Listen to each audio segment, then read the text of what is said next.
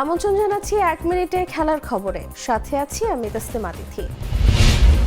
লিটন দাসের অনবদ্য সেঞ্চুরি, মেহেদী হাসান মিরাজের সঙ্গে 165 রানের অসাধারণ জুটিতে যখন বাংলাদেশ গিয়ে 262 রানে থামল, তখন স্বস্তির নিঃশ্বাস ফেলেছিল এদেশের ক্রিকেট প্রেমীরা।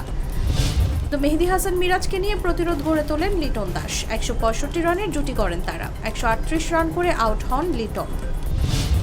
বিগ ব্যাশ লিগে দল পেয়েছেন রিশাদ হোসেন। অস্ট্রেলিয়ার ফ্র্যাঞ্চাইজি ক্রিকেট প্রতিযোগিতাটিতে দ্বিতীয় বাংলাদেশি হিসেবে খেলতে যাবেন তিনি। শেষ মুহূর্তের গোলে জয় অথবা শেষ মুহূর্তের গোলে ড্র। গত মৌসুমে বায়ার লেভারকুসেনের ম্যাচ প্রতিবেদন লেখার সময় উপরের দুটি কথাই লিখতে হয়েছে বারবার, কিন্তু একটা সময় তো তাদের থামতেই হতো। 462 দিন পর সেটাই হলো এবার। আরবি লাইপজিগের কাছে 3-2 গোলে হারল তারা।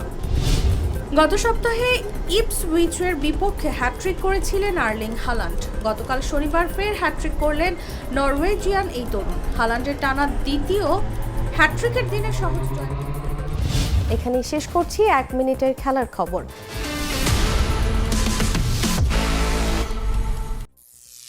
করিম চাচা, আপনার প্রিয় মানুষদের কখনো বিপদে ফেলতে চাইবেন না স্যার। তাহলে আমাদের বিপদে রাখা কি ঠিক হচ্ছে? এজন্যই বিজলি কেবলস সবচেয়ে ভালো ও নিরাপদ। ফ্লেম রিটার্ডেন্ট পিভিসি দিয়ে তৈরি বিজলি কেবলস, নিরাপদ আজীবন।